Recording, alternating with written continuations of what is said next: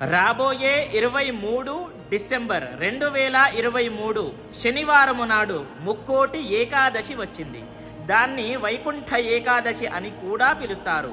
కాబట్టి మనము ఈరోజు ఏం చేయాలి అని అంటే విష్ణుదేవుడి యొక్క దర్శనము చేసుకోవాలి. అది ఉత్తర ద్వారము నుంచి చేసుకోవాలి. మరియు ఈరోజు ఉపవాసం ఉండవచ్చా, మరియు ఎటువంటి మంత్రాన్ని చదువుకోవాలి అని చాలామందికి కూడా ధర్మ సందేహము ఉంటుంది. చూడండి, ఉపవాసాలు చేసుకోండి. అది ఆరోగ్యంగా ఉన్నవాళ్ళు మాత్రమే, అది కూడా పాలు పండ్లు ఇది స్వీకరించి చేయాలి. సంవత్సరంలో ఎన్ని ఏకాదశులు వస్తాయో అన్నీ కూడా కలిస్తే ఈ ఒక్క రోజు ఉంటే అంత ఫలితము వస్తుంది.